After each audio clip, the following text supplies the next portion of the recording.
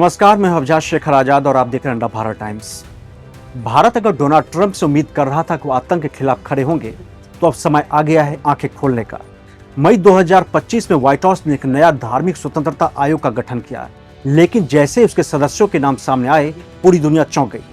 Panel का हिस्सा बनाया गया इस्माइल रॉयर को, जो एक पूर्व जिहादी और आतंकवादी है। उसे पहले लश्कर-ए-तैयबा से जुड़े आतंकी साजिश में शामिल होने का दोषी ठहराया जा चुका है। इसी पैनल में मौजूद थे शेख हमजा यूसुफ, जिनके भी आतंकी संगठनों से संबंध रहे हैं। लिहाजा सवाल उठने लगे हैं कि क्या यही है आतंक के खिलाफ अमेरिका की नीति? क्या यह पैनल धार्मिक स्वतंत्रता पर आवाज उठाने के लिए बना है, या फिर पूर्व आतंकियों को मुख्य धारा में लाकर उनका पुनर्वास करने के लिए? इस्माइल और शेख हमजा यूसुफ को व्हाइट हाउस पैनल में शामिल करने से अमेरिकियों में भी गुस्सा है। यहां तक कि ट्रंप के करीबी सहयोगियों ने भी इस फैसले की आलोचना करते हुए आतंक के मुद्दे पर इसे अमेरिकी राष्ट्रपति का ब्लंडर करार दिया है। धार्मिक स्वतंत्रता पैनल में शामिल किए गए इस्माइल रॉयर के पाकिस्तान में सक्रिय लश्कर-ए-तैयबा से साल 2000 में ट्रेनिंग ले चुका है और कश्मीर में भारत के खिलाफ आतंक फैलाने का आरोपी रह चुका है। पूर्व जिहादी कहलाने वाला रॉयर आतंकवाद से संबंधित आरोपों में 13 साल तक की जेल की सजा काट चुका है। साल 2003 में रॉयर पर अमेरिका में आतंकवाद फैलाने के आरोप लगे। उस पर अलकायदा से जुड़े होने के भी केस रहे हैं। इस्माइल को 2004 में 20 साल की सजा सुनाई गई, लेकिन 13 साल बाद उसे रिहा कर दिया गया। इकोनॉमिक टाइम्स की एक रिपोर्ट के मुताबिक साल 2001 में इस्माइल रॉयर और शेख हमजा की जोड़ी ने ट्रेनिंग के लिए पाकिस्तान के मुरीदके की यात्रा की थी। मुरीदके भारत के हालिया ऑपरेशन सिंदूर के दौरान भी भारतीय सेना के निशाने पर रहा था। मुरीदके आतंक के ट्रेनिंग कैंप के लिए दुनिया भर में बदनाम रहा है। यहाँ ट्रेनिंग पाए आतंकी भारत को निशाना बनाते रहे हैं।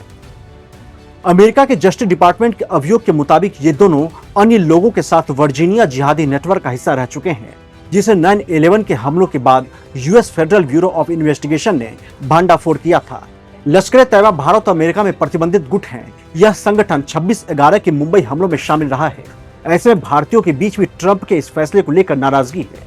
भारतीय इसे ट्रंप के धोखे की तरह देख रहे हैं, फिर भी ट्रंप इन दोनों को अपनी टीम का हिस्सा बना चुके हैं। व्हाइट हाउस पैनल का दूसरा सदस्य शेख हमजा यूसुफ है।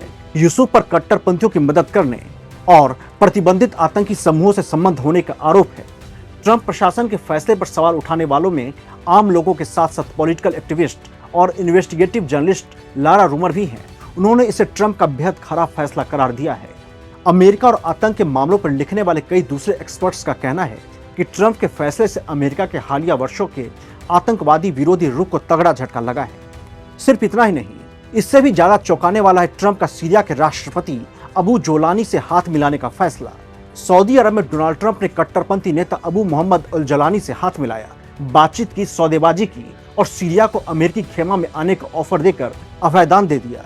यानी जो शख्स हयात अल तहरीर अल शाम नामक आतंकवादी संगठन का प्रमुख है, अमेरिका का राष्ट्रपति उसके साथ हाथ मिलाता है, जबकि यह वही संगठन है जिसका सीधा संबंध अलकायदा से रहा है। अमेरिका की खुफिया एजेंसियां यहां तक मान चुकी हैं कि एसटीएस पश्चिमी मूल्यों, लोकतंत्र और मानवाधिकारों के खिलाफ है। फिर भी ट्रंप प्रशासन ने अल जोलानी के साथ शांति समझौते की संभावना तलाशने की कोशिश की। अभी 6 महीने पहले की ही बात है। अमेरिका उसे पोस्टर छपवा कर ढूंढने वाले को करोड़पति बनाने का दावा कर रहा था। आज अमेरिकन राष्ट्रपति डोनाल्ड ट्रंप उसे भरी सभा में आकर्षक, जवान और मजबूत शख्स कहकर संबोधित कर रहे थे। वाकई अमेरिका से बड़ा दोगला कोई और हो नहीं सकता। यानी जो शख्स अमेरिका की सिक्योरिटी एजेंसीज का दुश्मन हुआ करता था, वो अब डोनाल्ड ट्रंप के पसंदीदा लोगों में से एक है। मोहम्मद अल जुलानी अमेरिकन वांटेड पोस्टर पर इसका यही नाम लिखा हुआ है। साथ ही इसे पकड़ने वाले को करीब 85 करोड़ के इनाम देने का भी वादा किया गया था। 1982 में सऊदी अरब में पैदा हुए अल शरा दमिश्क में ही रहा। साल 2006 में अमेरिका ने उसे गिरफ्तार भी किया था और वो 2011 तक कुख्यात कैंप बुका जेल में रहा। यहीं उसकी मुलाकात ISIS के अबू बकर अल बगदादी से हुई और वह उसके कट्टरपंथी विचारों से प्रभावित हुआ और फिर एक दिन वो आतंकवादी बन गया। लेकिन आज की तारीख में वह ट्रंप की आंखों का तारा है, दुलारा है। यह अमेरिका और राष्ट्रपति डोनाल्ड ट्रंप का सिर्फ नैतिक पतन नहीं, बल्कि आतंक के खिलाफ लड़ाई को छलावा बनाना भी है। तो फिर यह कैसा न्याय है? एक लोकतांत्रिक देश पर दबाव और आतंक फैलाने वाले का ढाल बनना, क्या यह अमेरिका का दोगलापन नहीं है? क्या यह डोनाल्ड ट्रंप का डबल स्टैंडर्ड नहीं है? और सबसे बड़ा सवाल ये कि आखिर भारत ऐसे देशों पर भरोसा कैसे करे जिसके विदेश नीति रेत के टीलों की तरफ पानी की एक फुहार से ढह जाए।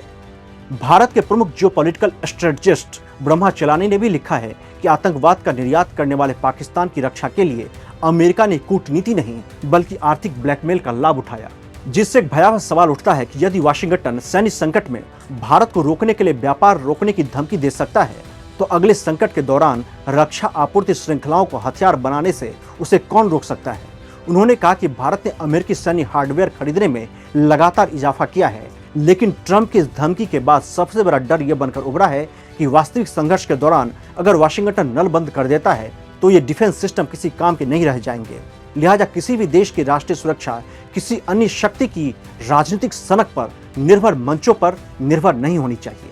इसीलिए भारत को समझना होगा कि अमेरिका साझेदार तभी तक है जब तक उसके हितों को नुकसान ना हो। इसीलिए भारत को फ्रांस, इजराइल, जापान और रूस के साथ मल्टीपोलर एंगेजमेंट को बढ़ाना चाहिए। भारत के पास यह अवसर है कि वह अब अमेरिकी दबाव से बाहर निकलकर अपने हितों की खुद रक्षा करने के लिए आगे आए। जिस अमेरिका ने अल जुलानी से बात की, लश्कर तैयबा के दोषियों को सलाहकार बनाया और पाकिस्तान की ढाल बनकर भारत को रोका, उस पर आंख बंद करके भरोसा नहीं किया जा सकता है। नमस्कार, जय हिंद।